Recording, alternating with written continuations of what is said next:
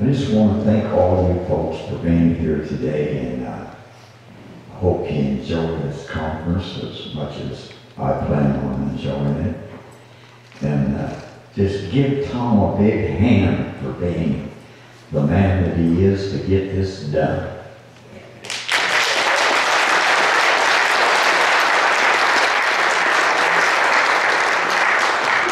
Thank you so much. Thank you so much. Now, tonight is your chance to meet everybody. Talk to people. Look at these wonderful exhibits that we have back here. You know, when are you going to get a chance to stand next to a life-size Sasquatch? Okay. Look at Marcia's exhibits back there. You don't know how close her research and ours is. But I guarantee you, it's right there. Okay? People have come from afar to share things with you. And I hope that you absorb them, and I hope you learn. Okay? You're here to be fed. Sunday afternoon, we'll talk about that again. I want to welcome you with everything I have in me. Please, if you have a question, find somebody and get an answer. That's what we're for. That's why we're here. Okay? God loves you, and so do I. And welcome. And I'm going to turn this back over to Sandy now. She'll have us organized. Kevin told me one time shortly after meeting Sandy, he'd never been so organized in his life. Believe me, I know what he means. My pencils on my desk are all in size. That's not really true, but it could be. Welcome, people.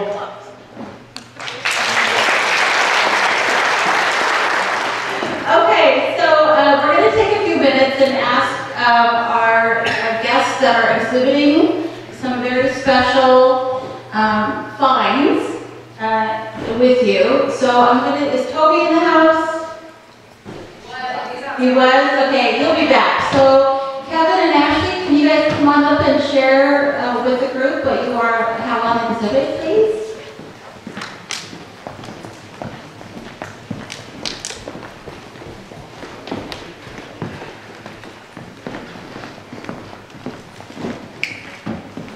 Okay, this is Ashley.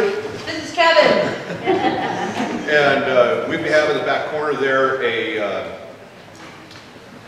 I'm trying to find a more dignified term for it, but it's a butt cast. Okay? There's no better way to describe it other than that. So it's pretty remarkable.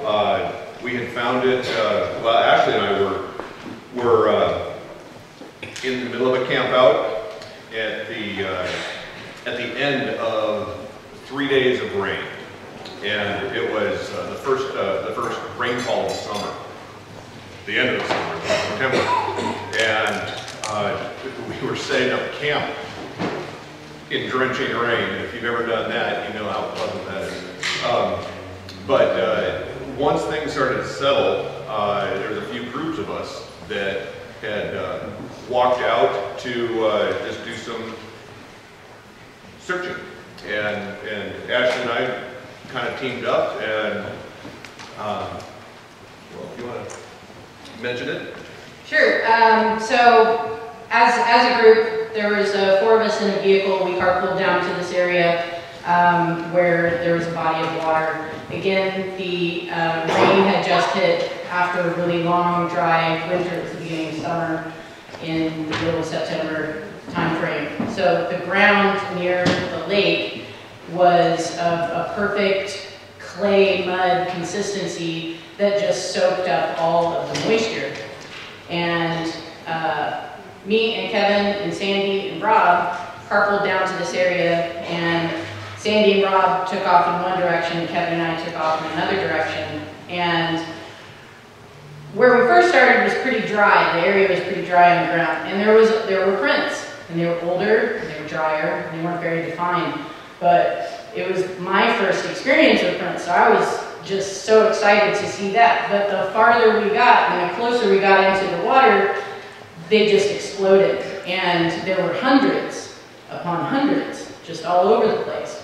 And as I was looking in one direction, Kevin called me over to another, and there was this very large tree stump, and about 50 yards away, there was a hole that had been dug in the mud, and on the edge of that hole was this butt print. So the individual was sitting on the edge with their legs dangled inside the mud pit, and the butt print was perfect. And on the sides of the butt print were scoop marks from hands, and there was actually a handprint as well. On the tree stump, there were clods of this mud that looked like they had been chucking it throwing it at the stump. And we got over to the stump, we're looking at this, it says, does that look like a butt print to you? I said, it sure does. And we found on top of the stump a donut shape made out of the mud. So someone picked up the mud, they made a little donut, and they stuck it on the top, and it dried in the sun. So. Oh, and as I was preparing for this conference, I was putting together pictures, and we have a picture of that donut on the tree stump. This is kind of cool. This mud where we were at was so thick. I had 2 trekking poles, and I wasn't searching for prints at this point. I was looking for safe harbor because it was boot-sucking mud. I climbed up on the stump, and that's how I saw everything. Oh, you know what? Right around that area, there were no footprints. Beyond that, you know, figure there's a 30-yard radius, no footprints. Beyond that, there was footprints, but it was so thick, so gooey, that you couldn't step, and that's why there was no footprints. But there were knee prints and forearm prints, hand prints, where they were just slipping and sliding on the playground. There was all small, real small to juvenile-sized prints, but it just looked like a playground, and you could just feel the fun out there. So I don't think they were walking in that really deep stuff. They were just slipping and sliding. It was like forest people slip and slide is what it was. Another thing to note was these little frogs, itty-bitty frogs, like thumbnail-sized frogs, everywhere. Not thousands, but millions. They were everywhere. I don't know frog anatomy or biology, but it had to do something with that rain because they were everywhere. And it just, to me, candy on the ground. You got mud to play with, you got candy on the ground. So anyways, that was my takeaway. In our exuberance with this find, started calling other people over and yelling for Rob and Sandy, and word got out, and the handprints got trampled, among other things. So that's one of the things on Sunday. Sandy's going to have a forensics workshop, and we'll cover what to do when you do find a site like this. So, you know, I want to talk about the butt print, but also you got to have a little self-discipline, and your group has to have a little self-discipline in terms of protecting the site, because there's a lot more. Just 2 hours ago, I found that donut print in the pictures. There's so much that you don't know that you overlook. So really, site protection is really important, and just you want to go after it, but have a little self-discipline, be a little more observant, it was. You'll have a good time. It was thrilling. It was absolutely unbelievable, absolutely thrilling. Oh, and Scott, when Scott was looking at the pictures, Scott Taylor, he's got a stand over there. He's the one that found the third butt print. We saw 2 butt prints. We never saw the third one. But here it was months later, Scott was able to take a look at the pictures, and he said, well, there's another print right there. So, again, more examples of yeah, taking your time. Documentation. Yeah. Taking your time at a site, and not rushing into anything. As he mentioned, there were multiple buck prints. There were 2 smaller ones. 2 small ones and a large one. Yeah, 2 small ones and a large one. The large one was with the legs hanging over, and the 2 smaller ones from baby or juveniles, they were actually sitting on the ground. There weren't any holes or anything. Oh, there was one. Oh, there was one? Okay, there was one. So take a look at what we've got back there. We'll have some pictures tomorrow. We got a little video running right now. So take a look, ask questions. I'm happy to share. We're both happy to share. It was an exciting fun. Okay, So. thank you. Awesome. Thank you. Are we in the house? Come on up. Share. Tell us what you got over there. I know. How tall is he? Biggie, I think he's 8'1". 8'1". Wow. He's a big guy. What are you doing? We're talking. Just tell them about your exhibits. Thank you. Thanks for having us. Okay, here we go. Public speaking. We love it. Thank you for showing up, first of all. It feels like I'm about ready to have a wedding here looking at these chairs. So I made, oh, there we go.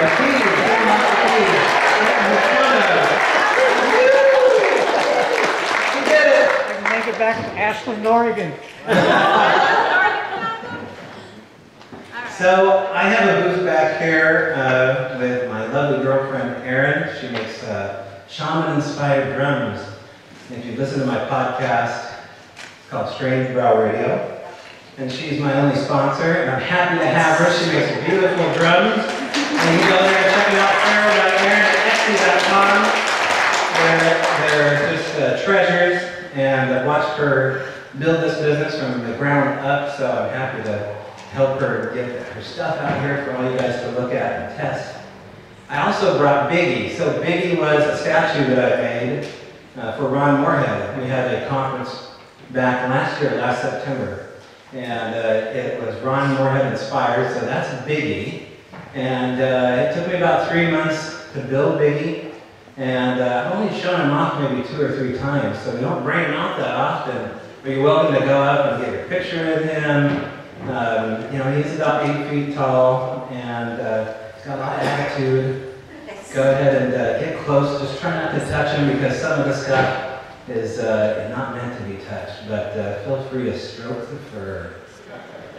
Also, I do have a podcast. I'd love to talk to any of you that would like to tell your stories, because my belief is that what we're talking about right now, the subject of Sasquatch, goes off into these rabbit holes, these other worlds that exist in and around Sasquatch. And a lot of people find that to be reckless. They find that to be, I guess, lazy. And I'm telling you, after 15 years of looking into this, that is not the lazy approach. It's the more honest approach. It's the truth. And so what we're looking at right now is incredibly supernatural and paranormal at its core. And so that's what you'll hear on my podcast. That's what we talk about, kind of this other weird cocktail party that Bigfoot's involved in. And I had a chance to live in an environment where this is celebrated 24/7. And I did so for 90 days straight. And I still kind of do it off and on. And so we call this place the Owl Moon Lab. We have our reasons. And I talk about that on the podcast. And one of the things that we brought are these knee impressions here. Now, what is evidence? Evidence is good for maybe you, your family. It has confirmation there. Outside these walls, they all think we're silly. I know we're not. They're just not ready yet. So have patience. That silliness eventually will look for you to talk about their own sighting, their own encounter. And those knees are waiting for people when they're ready to come take a look at them. They have Sasquatch hair coming out of them. They're over 1,000 pounds. And when we brought them back to the property, the Sasquatch were very curious about why we kept them. So we have all sorts of evidence about why that may be. Now, what's the lesson in all this? I guess the lesson is community. The fact is that we live in an incredible, diverse world. As much diversity as in this room exists in these other dimensions where these other beings, which I like what Bob calls them beings, exist. And it's not all demonic. Maybe that's within the mix there. I think it is. But the core of it is something other. And that's what we have to call it till we know better. So, here's to Thom Cantrall, and here's to the others.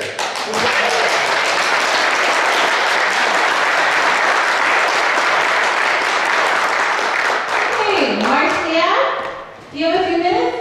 Come on up.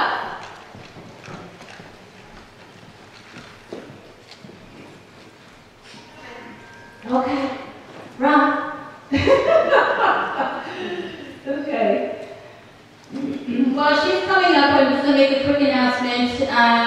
Tomorrow, we have a very full day, and you know that meals are going to be off-site tomorrow. So you'll have an hour for lunch and about an hour and a half for dinner. You may want to just pack lunch or pack a meal and bring it with you and have it here, so you can continue to visit, or you can go into town to get your meals. So just looking ahead till tomorrow, come prepared. We will have coffee and pastries in the morning for you, okay? See you. Who's the newcomer? It's me. I just moved from Florida to Bellingham, Washington this last June. And I'm an artist. I have been working on kind of my own project in repatriating our lost North American history. And so I've worked with a lot of alternative researchers actually all over the planet. You'll see my work all over the place. But I'm down here on the end.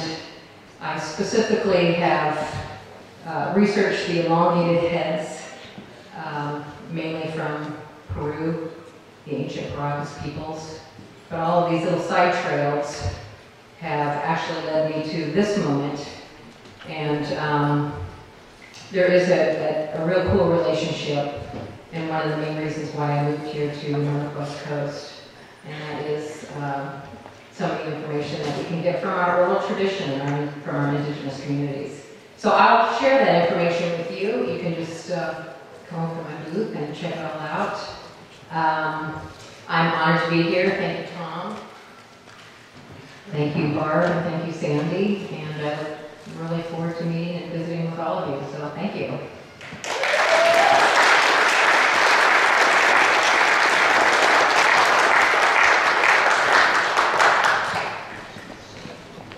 Thank you, Marcia. Barb Shupe, where's our Barbie? There she is. Come on up, Barb. So, I have a real privilege tonight to introduce to you a lady that I met back in June of 2013 when I went to a meeting in Puyallup. I was quite taken by how casually and genuinely she spoke of seeing a very large Sasquatch follow some elk in Greenwater, and she happened to invite anybody that was interested to come up to that area and take a look around. So, of course, I went up the next day, I think. And since that time, we became really great friends and Sasquatch buddies, and we started putting on campouts. And we've had a lot of fun, a lot of experiences along the way. And so I think tonight she's going to share a few things with you, and then our campers are going to come and share a few highlights from our campouts as well. Ladies and gentlemen, Barb Shupe.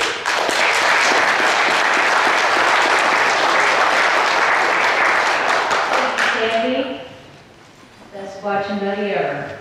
And welcome everybody, I'm so glad you're here. We've got a big night ahead of you here. It's mostly going to be about sharing experiences. And when we're done, if you have any experiences you'd like to share, we're going to invite you to do that too. So, most of you probably already know that I make videos on YouTube. I started documenting everything that happens around my cabin up in Greenwater. And, you know, to do this, I have a limited amount of time, but I got so so much stuff to share, so I just kind of went through and I picked out some of my favorite experiences. And I'm just going to kind of go through, and I'm sure you've heard of most of them already. This is my YouTube channel, my logo. It started, back in 2012, I think it was, after I had my first experience that I knew was a real experience. My first actual experience was back in 1992, the first time I went for a walk up the trail behind my cabin. I found 2 broken trees and a perfect fresh footprint. You know, back then I was under the impression that this was one lone individual passing through on his way to more remote places. Never would I have imagined that there was actually a whole family that lived out there full time. So over the years, things would happen, you know, and a lot of times you just scratch your head and you go, what the heck, you know, must have been the elk, must have been kids playing. A few times things would happen that I would tell myself, could that have been Bigfoot? Nah, we don't have any of those around here. If we had those around here, I'd know about it. It's a small town, people talk. The thing is, people don't talk about Bigfoot unless you ask them, and then a lot of times they're still pretty shy to talk about it. But I did discover that once I started talking to the other locals, that there were quite a few of them that had experiences. When I found that first footprint, I didn't know who to report it to. I didn't know anything about the FRO. There was no internet back then. There was, who do you report it to, you know? Even the guy that I was out hiking with that day that I found it, he swore up and down if I ever told anybody, he'd deny it. So that was just something that was my little treasure I kept to myself for a long time. So the next thing that happened, that was 1992, and it was about 12 years ago. I was out in the yard at the cabin, and so that's my cabin, and you can see the trees. I was just out there one day, I found this dead tree with a vine wrapped around it. I thought it was pretty cool, so I was trimming the branches off to make a good stick out of it. And I look up and I see this black creature comes down out of the top of the tree, hits a limb, over the roof of the cabin another tree, drops to a lower limb, and comes down. You can see right down here, it bounced off the corner of the porch and was gone. Had no tail, no wings, covered in black hair. It just looked like a big black ball of fur. Well, I was stumped about that for a long time. I thought about it every day, trying to rule out the things that I knew it wasn't. And I always came back to baby Bigfoot, but you know, that just seemed really ridiculous. What would a baby Bigfoot be doing in the tree in my yard? And where was Mom? So for all the years that I thought about that, I never did accept that that's what it was. Not until November 1st, 2012. I took Gabby for a walk up the mountain behind the hill. We got up toward the top and I heard this strange talking. At that point I had heard that Sasquatch talked, but I didn't believe it. I heard a grunt and I thought that was a bear. I didn't know that the Sasquatches grunt when they say hello. On the way back down, I was in a section of the woods where it had been partially logged and it was very open. I could see clearly. I heard 2 whistles. There was nobody there to whistle. I couldn't see where it came from. I went down the hill a little bit farther, and that's when I saw the elk run by, and I went, oh, there goes the elk. And then it was, gorilla? We don't have any gorillas. Oh my God, it's Bigfoot. And the elk ran by, and the elk went right, or the Bigfoot went right on behind him. And that was the picture that I drew, my interpretation of what happened that day. And that was when it really all started for me, when I knew that it was, that they were there. And that this was something that was really special. And all the experiences that I had had over the years that I didn't have anything to connect with suddenly had meaning. And I had light bulb moments for months, remembering all the little things that suddenly made sense. So this was November 1st. And in March, going back up the top of the hill, decided one day I was just going to bushwhack it instead of taking the road or the trail to see what was up there. And Gabby and I got up to a spot partway up where it kind of levels off and there's a flat area before it goes up any farther. Well, as we come up over that edge, right in front of us, we see what looks like a very large, adult, human-sized, hairy man explodes out of the top of a 60-foot tree, covers 25 to 30 foot gap, and all I can see is a big black ball of hair with the big arm reaching out toward the next tree. He hits the next tree, the tree bends over, and snaps back, and he pauses for a minute there and shakes the branches really hard. And then he moved on the same way, leaping through the treetops through the total of 6 trees before he was gone out of sight. So the next day I went up, and that was the footprint that was underneath the first tree that he jumped from. So then, it wasn't long after that, Sandy and I started having our campouts. And it was September of 2014. We had our second Barb and Gabby campout. The very first day I took a group of people up the trail, and my intention that day was just to show them some structures, some broken trees, tell some stories. So we kind of split up. Part of us went and sat on a log and waited because they knew what was there. Sandy was there. She continued a little farther back into the woods. She was going to go check her gifting area. And I had my camera on that day. It was just attached to my walking stick. I wasn't consciously aware of anything that I was recording. It was on just in case. So I'm standing there and I'm pointing out this broken tree when this happened. You know, Yeah, like a thrust and not a hang, you know what yeah, I'm saying? 'Cause the something hard and fast. For any amount of time. What the heck was that? Did you see that? It's been, you know, Yeah, like a thrust and not a hang, you know what Yeah, I'm saying? 'Cause the something hard and fast. For any amount of time. what the heck was that? Did you see that? Sam's been. Okay, now this one is zoomed and looped. Get a closer look. Now, I didn't see it. Okay, see this wall right back there behind it? I didn't see it. What you see on the camera here, what it picked up, that's not what I saw. What I saw was when it popped up on the other side of the down tree. It went underneath, came up the other side. It was about 5 feet tall. It had no neck. It was like this. It had a very triangular shape, very similar to this right here. And it popped up and it took off running. I could see arms and legs flying. There was a tree there that blocked it from view for just a second, and then I could see it mowing stuff over as it went, and then it was just gone. We went back out the next day and found the trackway. There were actually 2 trackways. There were 2 individuals that were here, both of them 9 inches, the tracks. The one was moving so fast that it was an average of about 54 inches between steps. That's how fast he was moving. So, let's see this one again.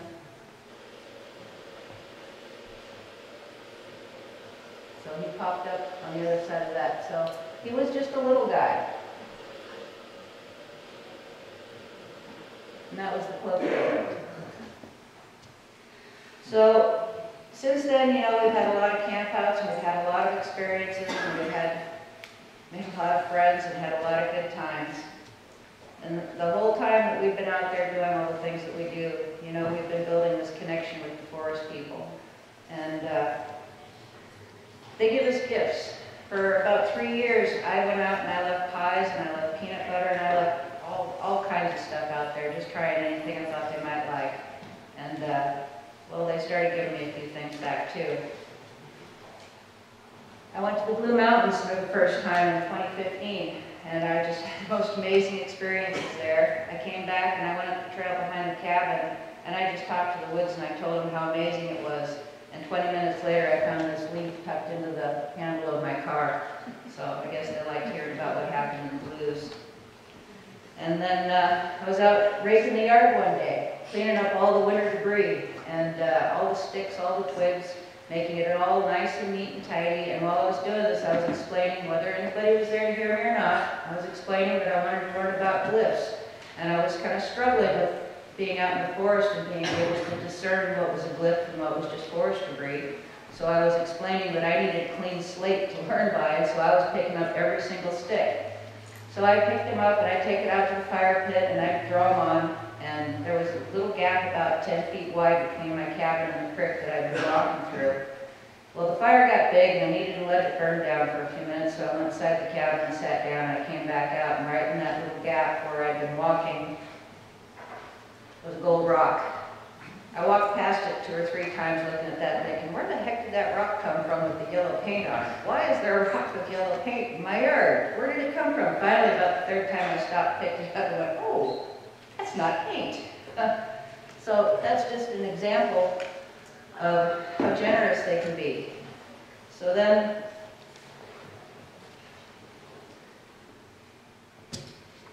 sorry, last fall my dog passed away, my Gabby dog. I lost her. group came together, we had a beautiful memorial for her. Sandy and I had taken the forest. The forest colors, all the leaves, the bright, pretty leaves, and made bouquets all over my yard. And we had a beautiful memorial. And a couple of days later, I went out on the bridge right next to my cabin. The signpost had also been decorated with leaves. This one here, the metal is actually wrapped around the stem. It's bent to hold the stem. Those stems are still there every time I drive past them. It just warms my heart. The point of these leaves are, and the point of these gifts that I wanted to share with you, is that it's not just the gifts that I've received, it's every experience. It's every sighting that I've had. It's every footprint that I've found. It's every friend that I've made, and it's every experience is a gift. Everything that's happened with the forest people over the last several years is something to be treasured and something to be learned from. And even if you don't, if you have an experience and you don't fully understand and grasp what it's about at the time, hindsight will show it to you. You'll be able to look back at that experience someday and you'll be able to grasp so much more from it than you did at the time. So all I can say is document, share, and be appreciative, be respectful. And you'd be amazed at the things that will happen. So, I'm sure Sandy's ready for me to wrap it up. It's time to bring up the rest of the group. So, we're going to have a little thing that we do at our campouts, where everybody gets together in the morning, we sit around and we share our stories and we document our experiences. So we're going to have our little fireside chat here for you, and some of our campers are going to share their experiences with you.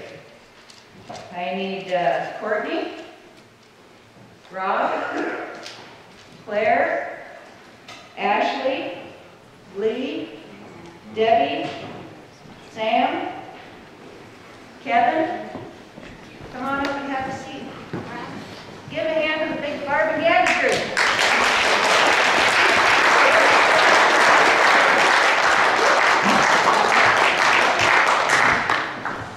The group is going to take turns sharing a few of their experiences. And, you know, we've got a limited amount of time here, so if you have any questions, you want anybody to elaborate, you can find them out here throughout the weekend, and I'm sure they'd be happy to answer any questions you have. So, first, Kevin.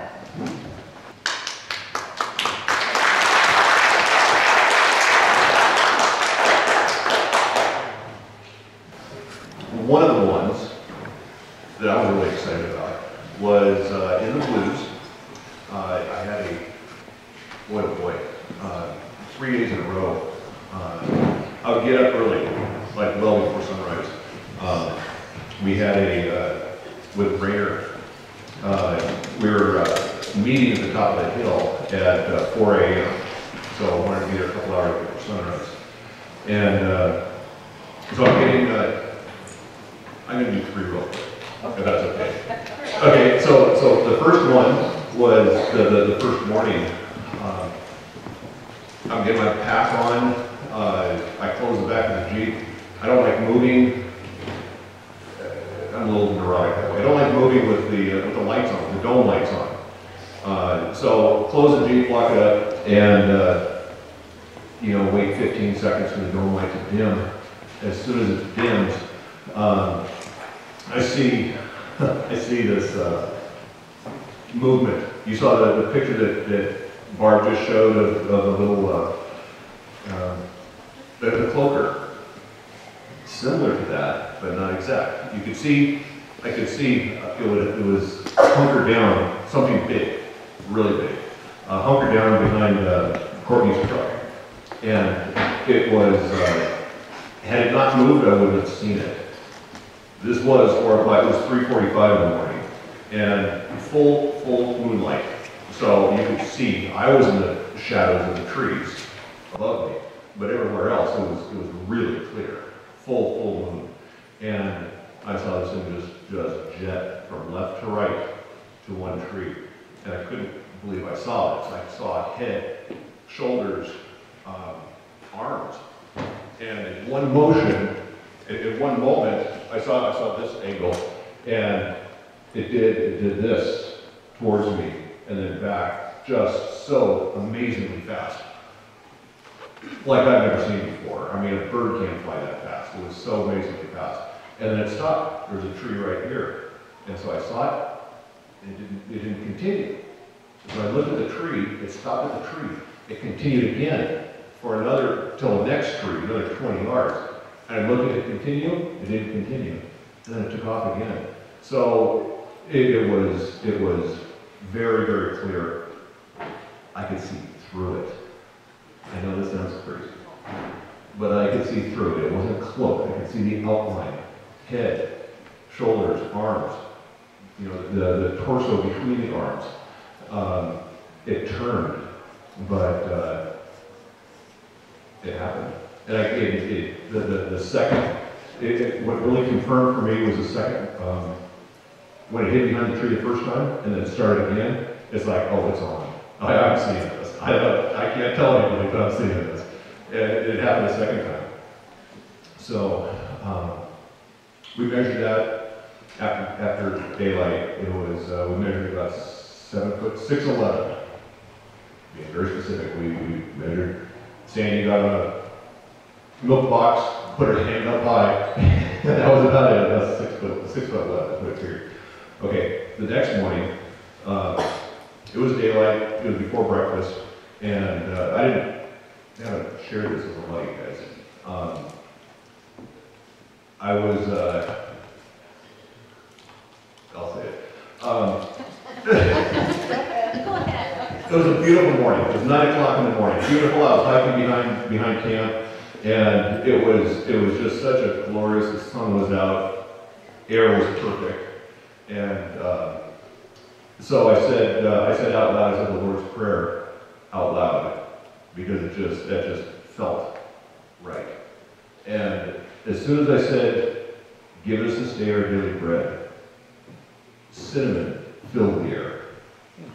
I could just, it was like just this beautiful cinnamon smell. And I'm kind of like, what the heck? Oh, Sandy's making French toast for breakfast. Okay, so that explains it. I'm just downwind from camp. So, it turns out a couple days later, I found out she doesn't use cinnamon in the French toast.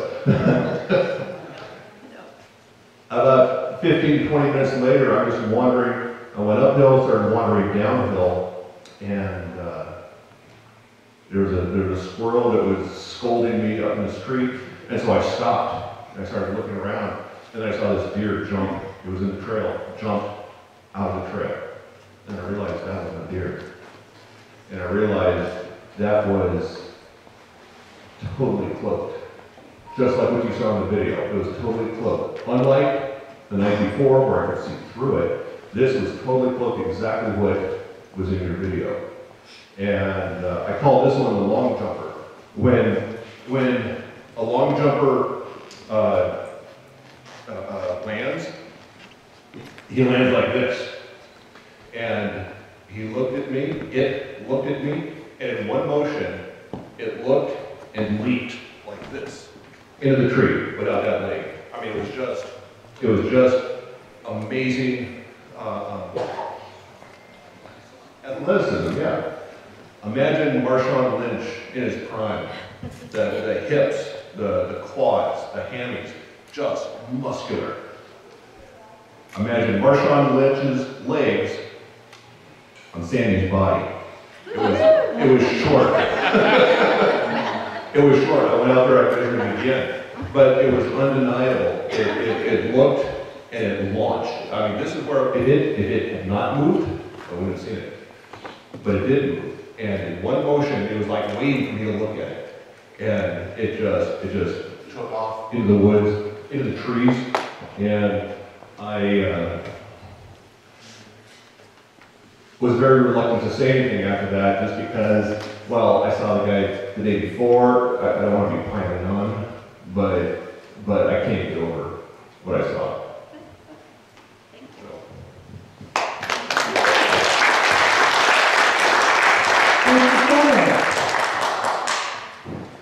Can we ask questions? When you say cloaked and I could see through it, can you elaborate on that? Because I'm not familiar with what you mean. Have you ever seen the movie Predator? Yes. One of the best movies ever made. It was really like that. I mean, between that and, you know, Barb's video, it is every bit as good as Predator. So, but that's what it looked like. The first one I could see through. This one, I could see the leaves, trees, branches, everything. It was just offset, just slightly. I could see it, but it was just offset. And the whole body, everything I saw the same way. You could see through it, but offset in a very distinct outline. You know, the head, the shoulders, the arms, the legs, the glutes, the hamstrings, you could see it. Thank you. Okay, next up is Rob.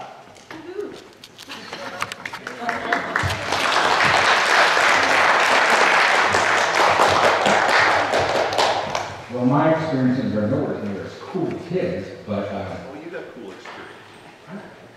well, I moved here 2012, and this is I know I'm going to love here because everything Sasquatch and Bigfoot, this is Bigfoot country, you know, they have radio stations, and I love here. And as we all like to take our animals for walks, and where I live in Aberdeen, there's a lot of walking roads and stuff, and I'm walking up and down walking roads, and some of the off tracks here and there, finding structures, seeing trees broke where they shouldn't be broke, you know, like 7 feet high, just something that big around 3 trees next to each other, and one in the middle, 7 foot, just broke. So I'm like, okay, cool, they're around here, and going. This is my first experience.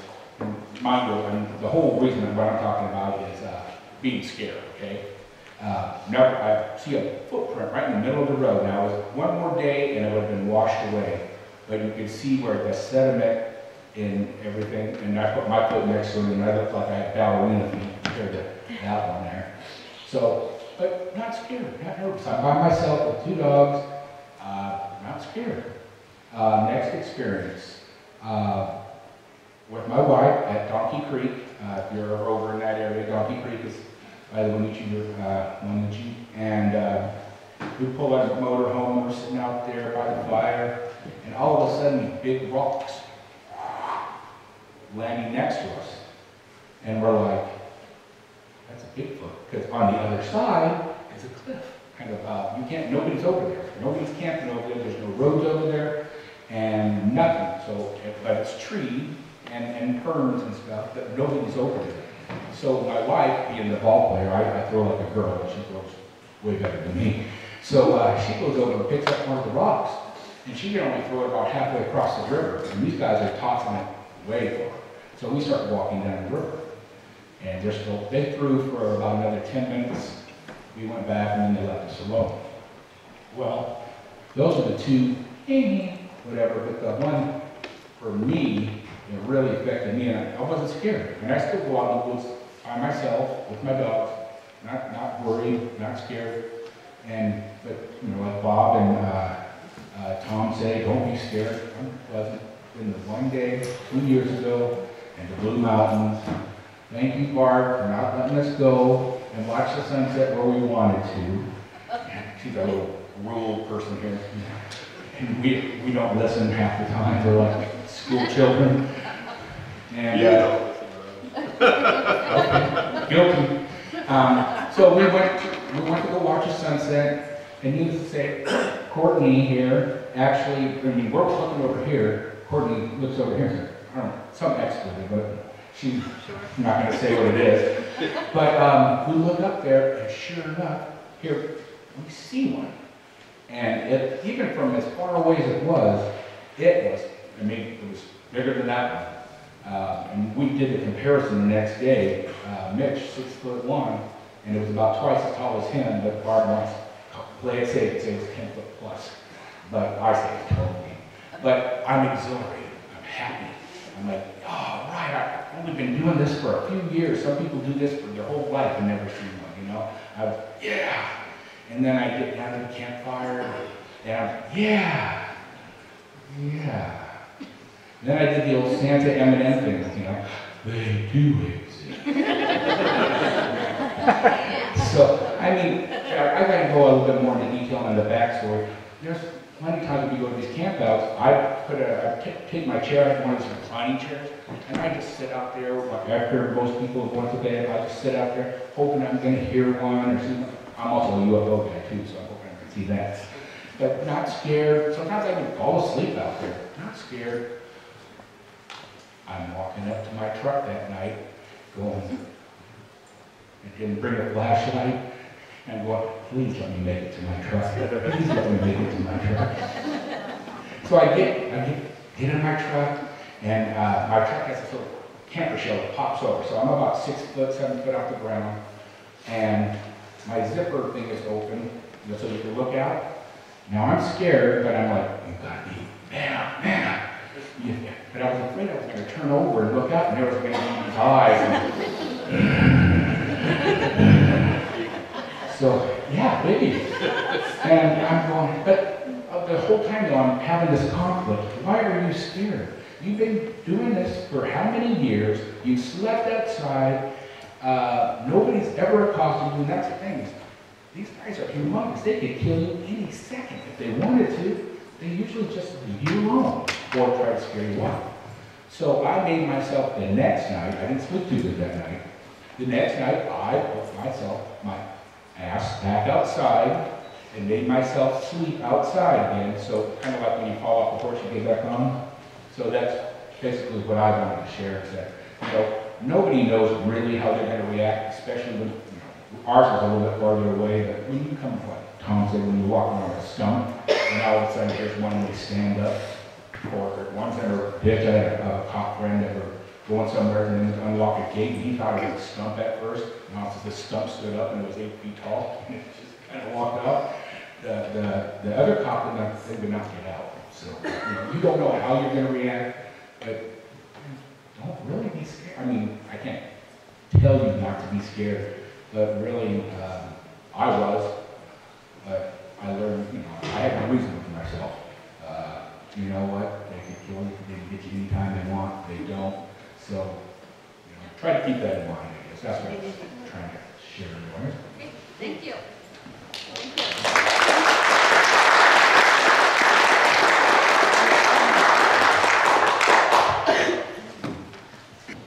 Hello, my name is Lee. Debbie and I have known each other since junior high, to give you a little background. When we kind of got into Bigfooting together, when we met Barb, about the same time Sandy did. So we have been on many campouts. And actually on the first one. But we're going to talk about, we had many experiences. I have personally never seen a Bigfoot. However, I have had many experiences. I've had rocks thrown at me, I've smelled them, I've had prints. And this is just one of the experiences that we had this last summer. This is at the Blue Mountains, which is in southeast Washington. This is Debbie's camper. We normally tented, but we decided to stay in the camper. The way this is situated, it's up on a hill. A lot of the campers were down the hill, but we were up on top. First night, took a long time to get there, really tired. We're just getting into bed. Debbie's sleeping in the front part of the cabin, I'm in the back. Just starting to doze off, and something hit the back of that bumper and bounced the trailer. I mean, I left the mattress. At first I thought it was maybe one of these guys. This was my first thought. But they were nowhere around. They were all down by the campfire or in bed. It did it another time, and then it did it a third time. And each time... I thought she was rolling around. Well, I did say, and then when people ask me, is how come you didn't look out the window? I don't know why I didn't. I figured it was probably gone by that time I would have, but it definitely was something huge was bouncing on the back of the bumper of the trailer. In the morning, this is what you're looking at here is a big handprint we found on the back of the trailer. Kind of a swoosh. So when a couple days we were at the Blue Mountains, and one evening it was around dinner time, I went down and see if anybody needed any help, and Sandy had it under control, as usual. So I went up into the woods and kind of was just sitting there by myself, few trees and a creek running by, and just sitting there thinking about Sasquatch, thinking about, you know, when am I going to see one, da da da da. And all of a sudden I hear something behind me. And I look, and it's not Rob. And so I look, and the grass was moving. I'm like, okay. And then I turn around, I look, I turn forward, and off to the side, I see this humongous thing going across a log. And it had beautiful, wavy red hair. And I'm like, okay, it's not a fox, because this thing was humongous. And so I had no clue. But I went running down. I saw something, and shared it with the group. When I got back to Olive,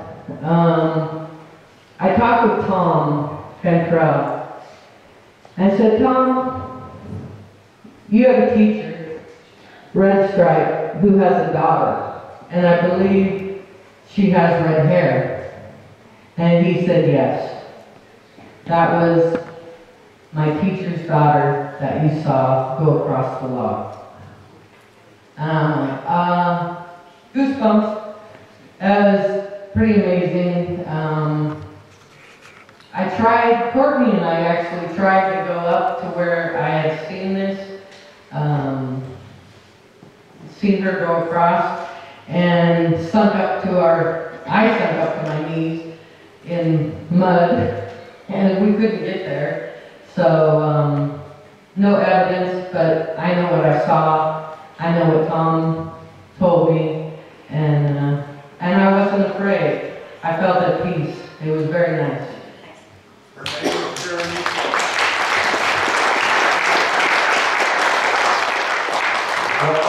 would say I have one more thing, but we was talking about in our trailer. Well, Barb, every campout tells us, look around your vehicle, see what's going on, if there's any footprints, fingerprints, and I never did. Okay, I'm a child, I guess, I don't know.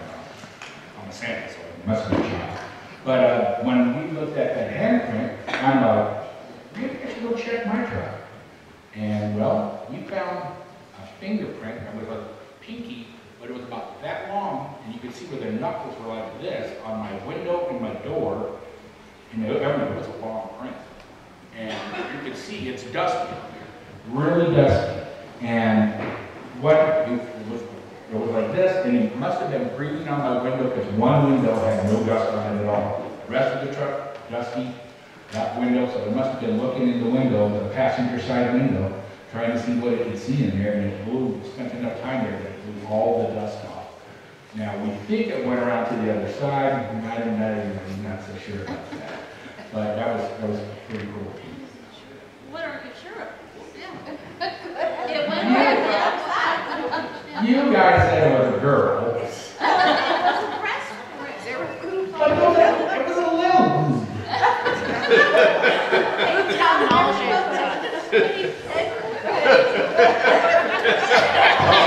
Not every woman has big breasts, right? I mean,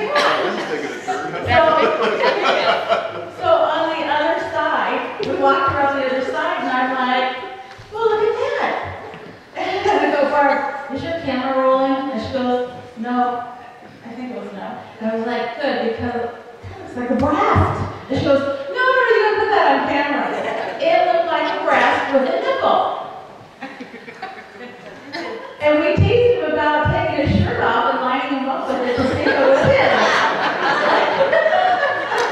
Seriously, right? Yeah. All the women, we would take our shirts off and probably do it too.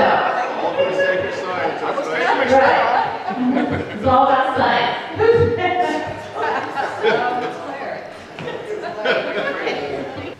Okay, so I'm also going to talk about the blues. Thanks, Rob. outside our cabin. There's a place that we've stayed the last couple of years. Kelly's not here today. She couldn't make it, but her and I shared a tent. And it's gorgeous. Pictures don't even do it justice how beautiful it is. But this area here is it's a very spiritual area. Just to the right, and I don't know, several yards in the middle of a field is an actual medicine wheel. It's an old ancient rocks around it. It's just a beautiful area. And the night that we were told we couldn't drive up the hill, which we really wanted to, but There was a sign that said stay out. I know. We were going to go anyway. And so she's like, nope. So Mom said no, so we wiped it down. We knew we didn't want to miss the sunset. So we go down to this beautiful area just down below here, so just down there. And Rob did a call, right? I did a call. It was real close to sunset. And then that's the point where Courtney said, look, and she pointed from the hill and everybody looked. There were 6 of us. Everybody else was in another place. But the weird thing is, yeah, we all saw it or them, but we also saw something different because we did the reenactment. Barb's really good about being scientific and going back up there, having seen how tall it was, what kind of brush it was. It was really thick. We all went up there, and there's no way we could even really walk without falling.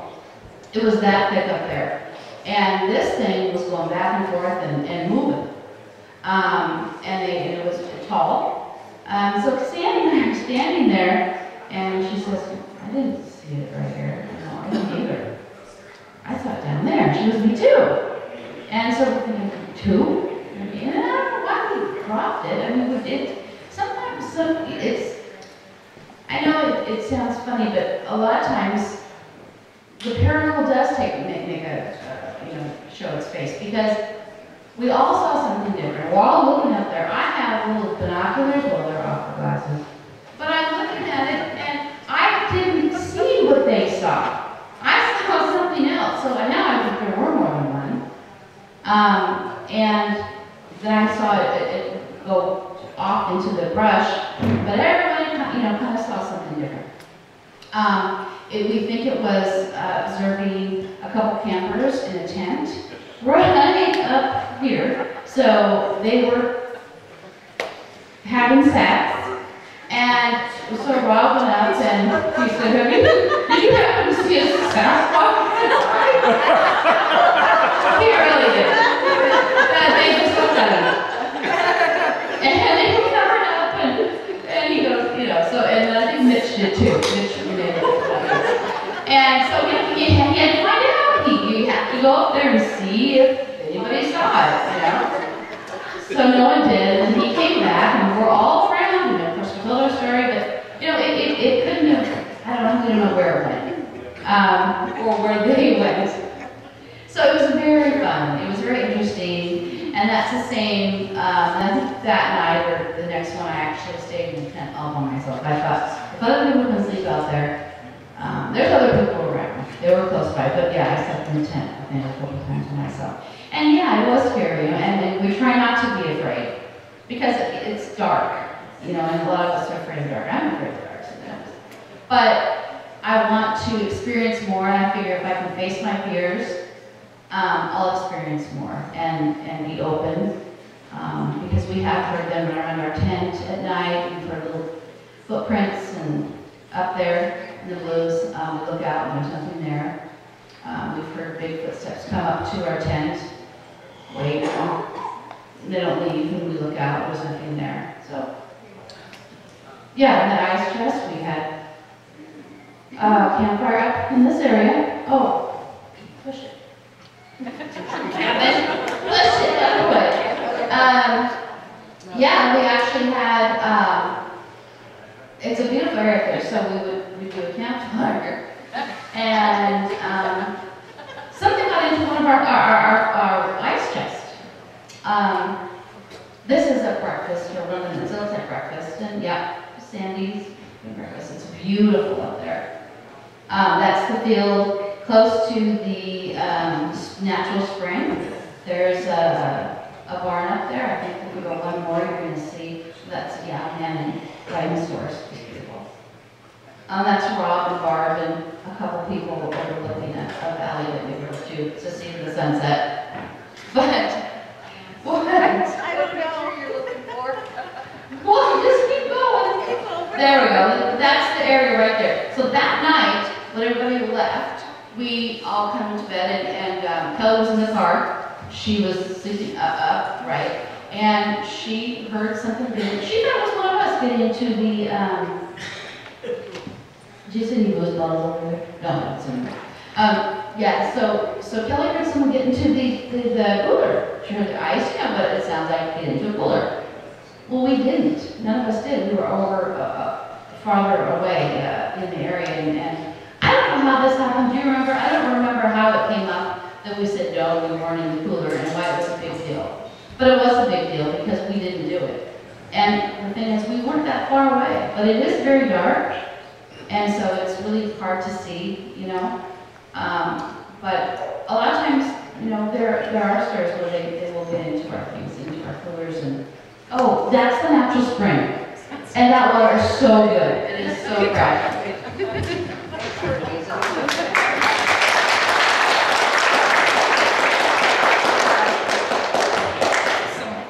So, let's see, I believe it was Thursday of the May campout in 2016 was my first campout. I have to preface it with Barb saying, I have the perfect special spot for you.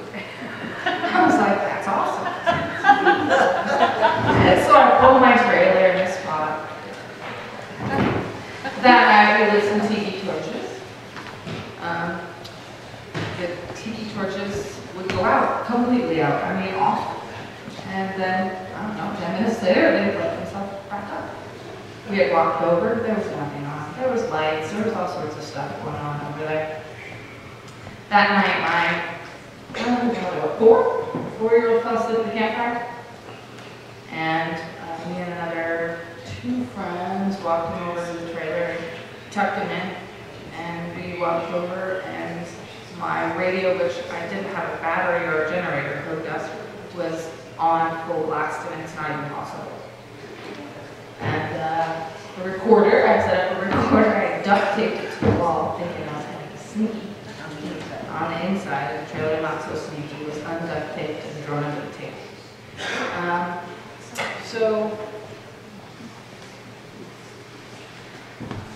the next, no, it doesn't do justice. But the next morning, we went out for a hike. We came back. We were looking at some glyphs on the ground, I believe, that we saw in between. And me and Barb stumbled upon this stick. We had just talked about my little guy wanting a walking stick because I had made one for my 7-year-old daughter at the time.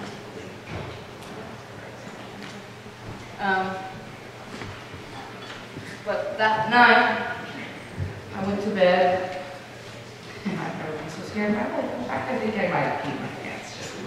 I'll be 100% honest. I was hearing lots of weird stuff. I couldn't even make it out. I was like, oh my God, what is that? Trees were breaking right next to my head, on the left of my head. They smacked the trailer, and of course, my friend who was in the trailer didn't move. I had to go to the bathroom so bad I couldn't move. I was scared to death. I've never been so scared in my life. So, the next morning I got up and I told Barb, hey, this and this happened. She's like, I gave you the special spot. It was my first time being up there with Bigfoot. I was scared to death, and I've never gone back to that spot again. No, I never did. Never. Oh, you're on the other side. Yeah, now thank you. Yeah. There's all sorts of fun stuff. Keep cool. That's it. All right.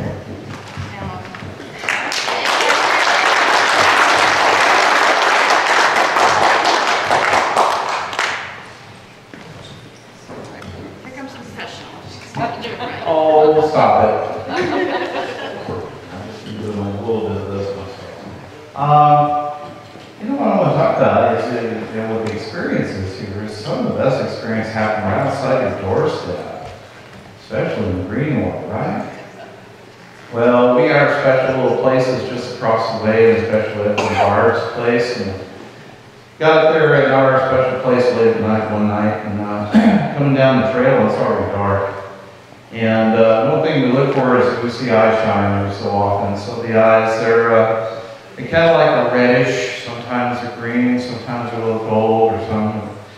I'm hearing the sounds, and it's usually sometimes imitating barred owl sounds, but very like, unless it's a 900 pound owl. Like, woo!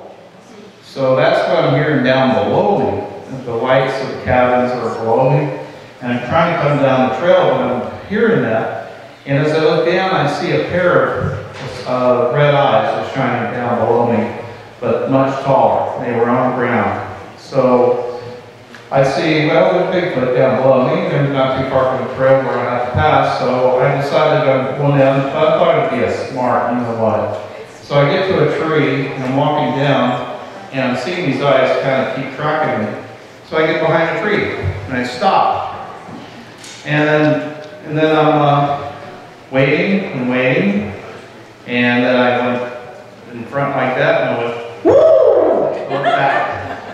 And all of a sudden, you see these two red eyes go, because they're luminous, they glow, you know. I think there was a little one on the head too, because you see the little ones doing that too. So anyway, I defiantly walked down the trail and passed them, and they might have been right next to me. You know, so that was my little trick for them. But you know, the thing about Bigfoots, they tend to be tricksters themselves. You know, and then one time, so right after about 2 weeks, they paid me back. I was coming out of my cabin, which is kind of a nice little piece of property across the way. It's still in Greenwood. And there's a strip of woods right behind me. So I get out the door, there's just the porch light, and it's dark. And I padlock the door, and all of a sudden, right behind me, before I turn around, woo! I'm turning around and go, I scoop it, I go, woo! Hear it again, and says, I said, who is it? And he goes, so I go, who? And he goes, who? And we go our separate ways. So that was the one thing. But see, things happen in my property. So like, I'm building this greenhouse, you know, in back 2014. You got all the wood and everything, and you know what, it's just getting it finished, or trying to get it finished. I think I'm close to getting it done. And then I know late at night, I went by the tree in my yard, this stuff wasn't there. This isn't the wood from the project we built in the greenhouse. So I wake up the next morning, there's a big pile of wood around my tree. So nobody in their right mind is coming 1 o'clock in the morning dumping little pieces of construction material around my tree. So I figured, oh, they just wanted to, that was a gift. I figured that I needed some extra wood to build the project, finish the project.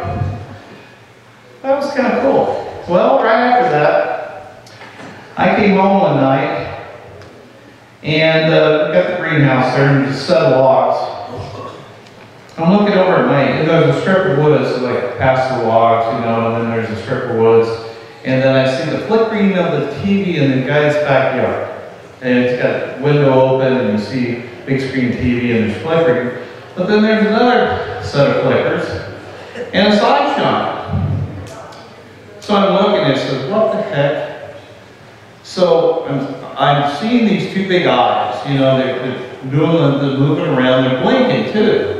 And I'm thinking, right in that strip of woods, someone said, they're watching TV. They're actually in the strip of woods, and the guy's back there, well, it's not in the backyard, it's on the other side of the fence, but they're watching the TV. So I don't know why I did this. I said, hey guys, why don't you come on over here? And so you see this couple of the red eyes turn and look in my direction, they do this trick a couple times, and then they pick me up on the offer. And so they come to, so I'm watching this pair of red eyes traverse across the field, across the woods. And they get to the other end of the logs, which is about 25 feet away. So all of a sudden, two eyes start getting closer and closer. They're also getting farther apart because the head's massive. But not only that, by the time he jumped up on the log, this is kind of the effect. Right here. You see like two big red eyes and a big body. I don't know if you can see that very clearly. But it's like dark and massive, and I'm seeing these two big red eyes coming closer and closer and closer to me. They didn't jump at me, they just went kind of like very steadily towards me. You know, standing there watching and keep looking up and seeing these two red eyes. It's reddish gold, very shiny reddish gold eyes. And then I hesitated. He got within 10, 12 feet from me. He did. The big, massive Bigfoot, and I checked him out. And I said, oh, look at the time. Oh, you know, you stick around a little bit. I gotta go now. I'll be back if I gotta take care of something. Yeah, I'll come around back. And of course, I got in my car and took off. And when I did come back, they were gone. But I really regret. I really messed up because it was fear. You know, I really wanted an experience with Shupe, but I had plenty. That's just one thing. I've had a lot of experiences since then that I'm not, you know, don't even have time to talk about. And this is just a handful of the experiences that our group is able to talk. We could talk all day about it, couldn't we? But anyway, I messed up there, but you know, in hindsight, I would have at least shook their hand. That would have been awesome. So anyway, a little bit later, I found this gift, and it's root water. It's just, what's so weird about this is in my yard, everything else is wet from the rain. I find this totally dry piece of wood. It's been indoors, but it wasn't a dog brought it out or anything. It just showed up one day, so that's one of the. I'm pretty sure that's what that came from. You know. So anyway, thanks. We'll move on to the next person.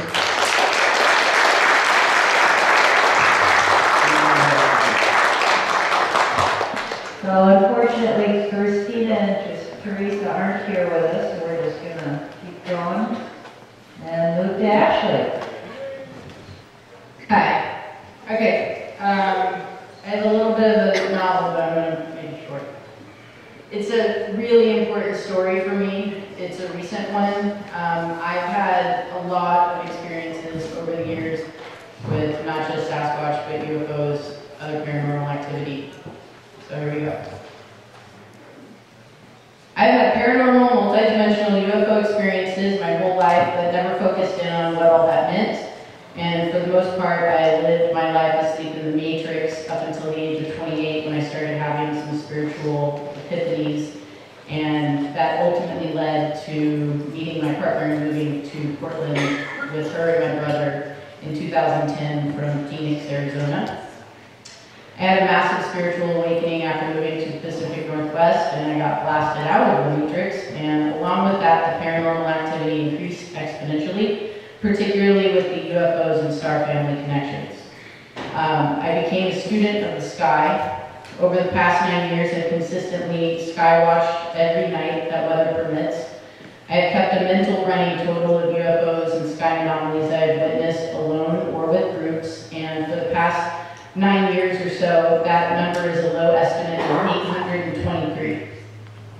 These sightings have occurred in the most remote areas of nature, as well as in urban settings.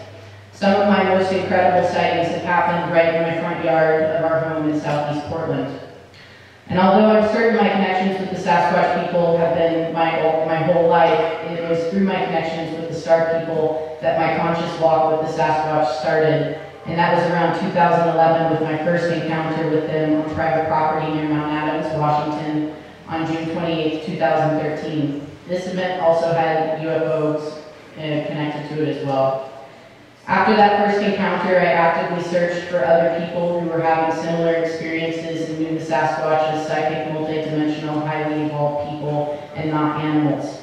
And that's how I found the Barb and Gabby YouTube channel, and I quickly watched every episode and tuned in for the newest installments because I knew that this was the real deal. When I found out that they were accepting new members, I sent in my essay and was selected to participate in the June 2018 campout. During this campout, I had some of the most important connections with the Sasquatch to date, and with what happened there being the catalyst for some of the most positive and significant changes in my life. On the first night of the campout, as it is documented in the episode titled Campers Report Gabby's Doppelganger, Strange Lights and Stuff, Part 1, Barb and Gabby Bigfoot Campout, June 2018, a series of events took place at my tent after I had laid down to go to sleep for the night. While awake and lying on my bed with my eyes closed, and everyone was asleep, this was about 1:30, 2 o'clock in the morning, I was one of 2 people who were the last people at the fire. Everyone else had gone to sleep earlier. I was awake and laying on my bed with my eyes closed, and I heard a conversation between 2 to 3 individuals happening behind my tent. The voices were human-like and androgynous. The conversation was even and steadied, although I could not distinguish what was being said. The volume was low, not as if they were far away, but just like it was a conversation on the radio in the other room of the house. You can hear it, but you can't tell what is being said. I also heard a series of approximately 4 to 5 loud thuds coming from the front side of my tent. The first thing that came to my mind was individuals jumping down from the trees onto the forest floor, but this is just speculation because I never looked outside my tent during all of these events. Once I opened my eyes while still laying down, and after hearing the voices and thuds, I saw a translucent, spherical shape of light hovering at the top and to the left center of my tent. It was filled with dull to medium, bright and sparkling small points of different shades of white light. It is noteworthy to say that at this campout, it was during a new moon, which there was no moonlight, and it was 100% overcast that evening. It was some of the darkest darkness I've ever experienced. The sphere of light points was bright enough to slightly illuminate the inside of the tent to where I could see the definition of curvature on the tent ceiling. Before the sphere appeared, I could not even see my hand in front of my face, which I tested when I first laid down. After these events happened, I felt a pressure, one that reminded me of an extra large fingertip on either side of my head, starting at the temples and moving slowly down to the bottom of my jaw on both sides. Around this time, I also saw an illumination outside of the tent move from the base of the backside up and around to the top. It wasn't from a flashlight or a single source. It was a wide illumination consisting of a pleasant white light. I fell asleep after all of this and did not wake up until the morning. It is also worthy to note that this whole time I am telepathing that I know that they work with people and help open them up and heal them, and that I was open for all healings that they wanted to work with me on. I didn't have anything in particular, but I was open to it. So why do these events constitute for some of the most important for me? After many hours of contemplation, I have concluded that what happened that night directly relates to what happened to me once I got home from the campout. When I got home and back into my routine, a massive journey of transmutation occurred that is still ongoing today. Being a creature of habit, from the time I got home from the campout until July 3rd, 2018, I continued my usual patterns of behavior and routine. And this included waking up, going to work, all the things that we do in our life. And when I got home, I would kick back and enjoy a 6-pack or sometimes more of a local hard cider or beer, Skywatch, smoke cigarettes, go to bed later. And that was what I was doing the evening of July 3rd. And between 9 and 10 p.m., I took our pup Walter out to go to the bathroom in the front yard. And I had a smoke while I was skywatching. And we live at the end of a cul-de-sac street with the front porch facing a southerly direction. There is a decent sized area of sky to watch considering we're in an urban environment. And when I stepped off the porch and onto the walkway into the yard, I was drawn to look into an area in the sky and saw a white light orb style UFO fly low and bright from the south to the north. And it flew in a direct line above where I stood, and I kept my eyes on it the whole time. The angle was so direct, when it flew over the top where I stood, I had to do a 180 turn to continue to watch it until it was out of sight due to the house blocking the view. The sighting lasted a good 15 seconds. The orb UFO would also get brighter and dimmer in response to telepathic communication on my part. I've never gotten any type of message, you know, like words or anything, but when I do see them, I say thank you, I say God bless, I say much love to the star people, to the Sasquatch people, and they will respond. They'll get brighter, they'll flash, they'll do a whole bunch of different things, and it will be instantaneously to my thought. And I'm sure other people know this, right, who've experienced that.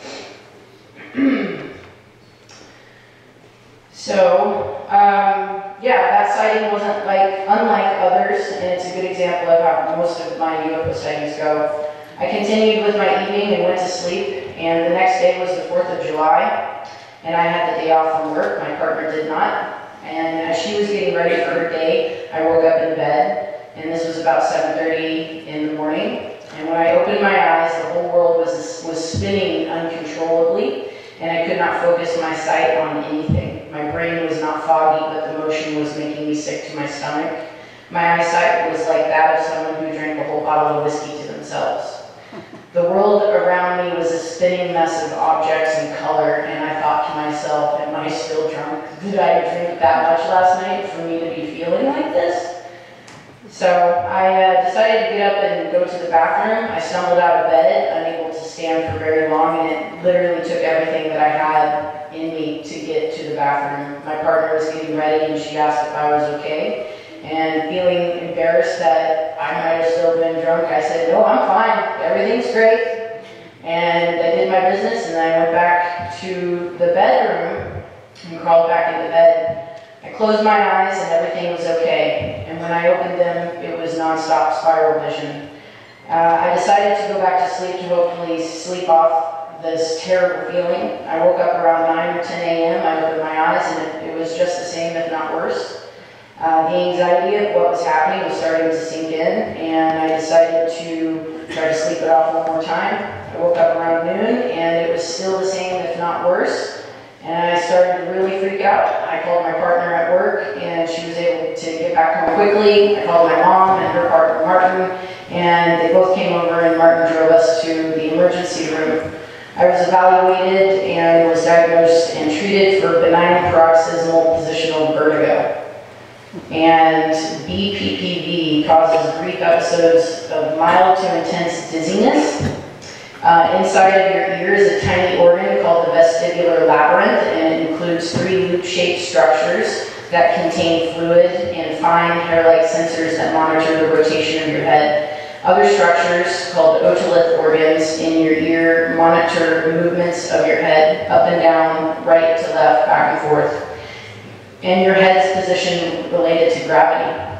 These otolith organs contain crystals that make you sensitive to gravity. And for a variety of reasons, these crystals can be dislodged. When they become dislodged, they can move into one of the semicircular canals, especially when you're lying down. And this causes the semicircular canal to become sensitive to head position changes that would normally you wouldn't respond to, which is why you feel dizzy. And this same area is what gets affected when you drink too much. So what I was feeling was literally the same as if I had drank a bottle of whiskey. So the signs and symptoms of BPV can come and go, and they usually last less than 1 minute. Well, mine lasted 2.5 to 3 months. And for the first week or so, it was as severe as the first day, and with each week that followed, the dizziness and spinning lessened, although at a snail's pace. During the first full month of having it, I couldn't work and I couldn't drive. I couldn't walk down my porch steps, and I couldn't watch the sky. I was housebound, searching the internet for information, which I had to do laying on my side with one eye closed.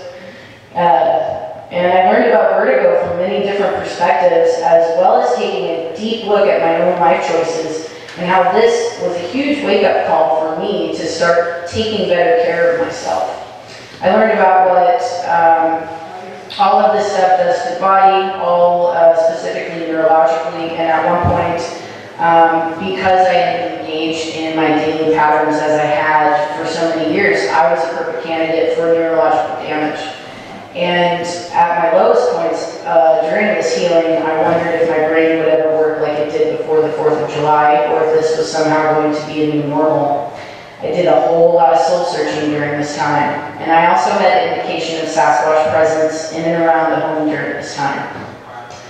Pretty much my whole daily life and all its routines had come to a complete halt, and 24/7 attention went inward, and I recognized its significance and how the physical is connected to the spiritual, and that this was a turning point for me on all levels. I also learned that there is quite the conversation happening within the spiritual-minded internet communities, and that vertigo is associated with ascension symptoms.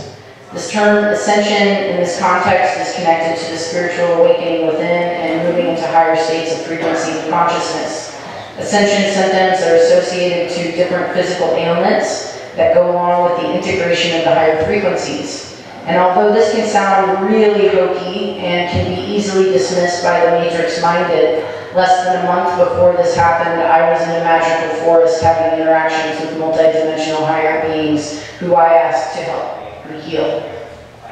I got touched on the sides of my head and by my ears where BPP occurs. And when I came home and continued a self-destructive pattern of behavior, a UFO flew over me and I peeked my head in a funky way while I was watching it. And the next day, Independence Day, became the first day of the longest run of sobriety from alcohol I've had in 22 years. So that is why the dream campout was one of the most significant Sasquatch connections for me. And the healing that I received, and knowing that on some level there was an agreement that occurred, and for this healing to have occurred in the way that it did, it was very specific. It was like, okay, you really like your routine, how about full blast? It's like when you get caught smoking cigarettes and your parents make you sit down and smoke a whole pack or a whole carton, one right after the other. That's how I'm feeling about it.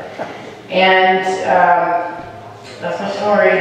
That's one of a lot, and it's personal, but it's also very important. There is a healing aspect to this. There is an aspect of you coming forward without fear and with an open heart and getting so much love back from them that it blows everything else out of the water.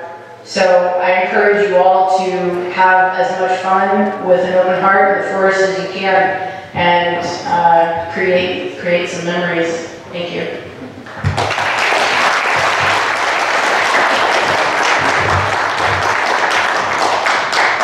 Okay, next we have Kevin and Sandy have something they're going to share with you. Ma'am, I don't think I have all of that.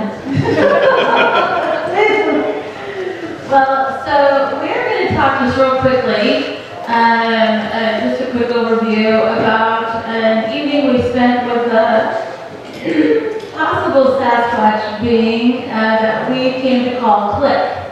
And there's a video about Click on Barb's YouTube channel. But we've talked about different kinds of communication with Sasquatch and Bigfoot. And this is a communication that I had never heard anybody talk about before.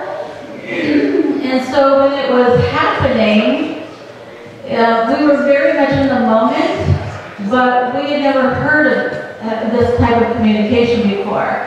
So, so just a quick overview. Kevin had gone to bed early. He was going to get up in the morning and do an early morning sit. He likes to do that. There was some incredibly terrible drumming going on around the fire camp that night. It was awful. Everybody was beating on something, and it was just gross. I think Rob was involved. It was really bad. But luckily, there's a gentleman that comes to camp, Thom, and he can drum beautifully. And he finally took control over this group.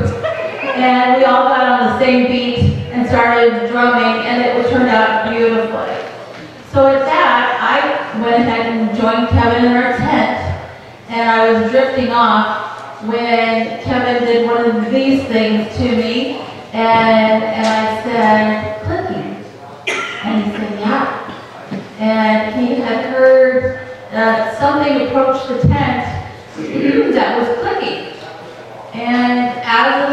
the back of the, on the outside, the back of the tent. It was on the back of the tent. As I approached the back of the tent, there were little lights that appeared in the tent. Little sparkly lights. It was like glitter at the top of the tent. And we looked at those, and at the same time, we felt like we were being scanned from your earlobes to your feet. And you would ask whoever was out there to check your eyes. I remember that. And Kevin has this wonderful low voice.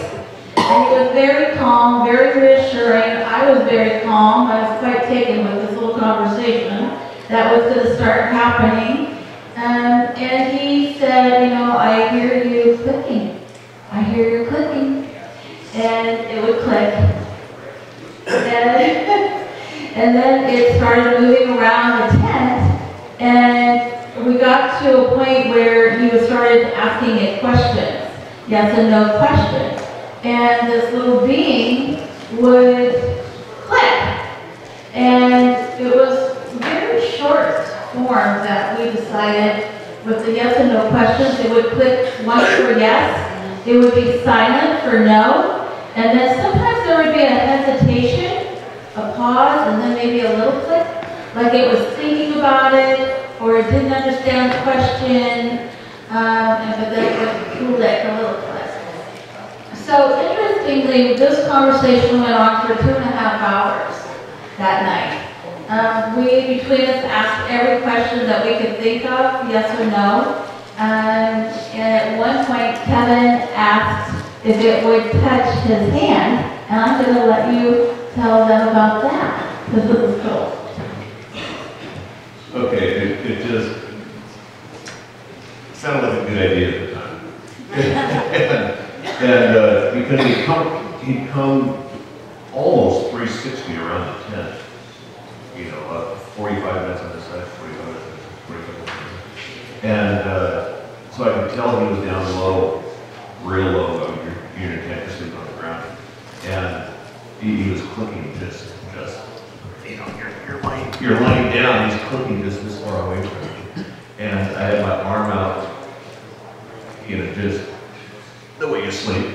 And I go, you know, you're right there. If you want to touch me, you can touch my hand through the tent. And he never did. But what he did do, it's like this is a tent wall. I put my hand up against this tent wall, and you would poke between my fingers. Never touch me, but poke between my fingers. And he did it twice. And it was an absolutely amazing moment. I mean, you're beside yourself with excitement. There was zero fear. It was nothing but hyper focus, and you could feel the temperature difference between this side of your face and this side of your face. That's how hyper focused you are. It's just every little thing. You can smell everything. You can feel, hear, sense everything, and so I got the sense that we both were very intrigued and excited at the same time. But didn't touch, but right between the fingers through the tent wall. So I'm really interested, if any of you have ever had that kind of experience where you heard the clicking and you think it was possible Sasquatch, Bigfoot, I would like to hear your story because I've never heard that before. I did reach out to Arla and ask her about the clicking, and she reassured us that yes, that is a form of communication that the young do with their parents, and so that was reassuring. We did find 3 footprints the next day. They were 9 inches in length. It was what, gosh, 2:30 in the morning when we finally told Click that we were so tired and we needed to go to sleep. And he clicked. And then we could hear him go down over the hillside, and as he went, he clicked another time and clicked another time as he got further away from us. So we went over the hillside, and there was one footprint right outside our tent. And then there were two more down over the hillside. So it was an incredible night with Click. We would love to have another conversation with Click. We asked him all kinds of questions from, was he a boy? Was he a girl? Did he, did he live in the valley? Did he like the snow? Would he come back and visit again? Yeah, we asked about brothers and sisters. We asked everything we could think of in a yes and no manner. And it was a beautiful communication with Kevin. Cliff wouldn't talk to me, but he would talk to Kevin. Yeah. How did you get yes and no? Huh? How did you establish yes and no? Because so Kevin would first say, are you a boy? And it would click. And then he would say, are you a girl? And there would be silence. Before that, I was asking all kinds of questions. And he wouldn't talk to Sandy, he would talk to me. But Sandy was feeding me questions the whole time. When we found that we weren't getting anywhere, she said, well, let's switch it up and go to yes and no. Make it more simpler.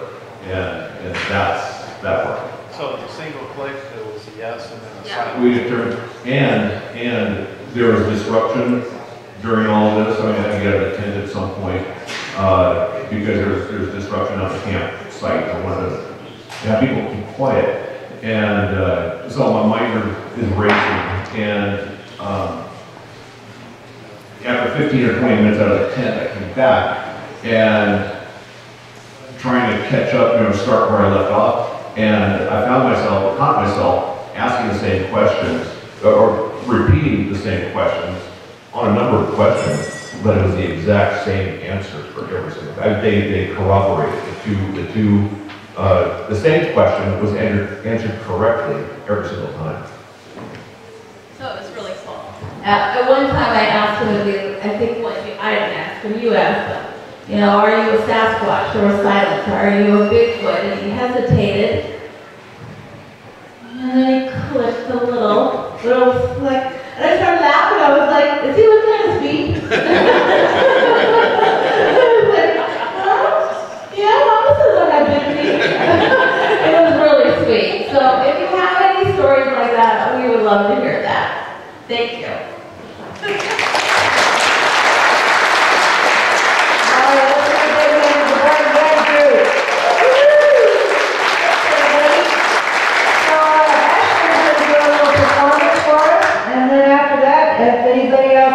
Something they'd like to share, that'll be your opportunity. We're going to take about 10 minutes. After Ashley sings, we're going to take 10 minutes, get up, stretch, go visit the vendors and speakers, and then we'll come back together for a community town hall meeting. Yes, absolutely. Okay, so we need a few minutes to get set up for Ashley. If you want to stand up and stretch, get something to drink, and we'll come right back to her. Okay, everybody, a special treat for you all. Stay where you are if you like. This is Miss Ashley Stinnett. She has written this beautiful song that we're going to share with you tonight. Ashley. Thank you. Also come visit us over at the table with the podcast and footcasts. And I also have a CD for sale, which has this song on it. I wrote this at the June campout, which turned out to be so incredible.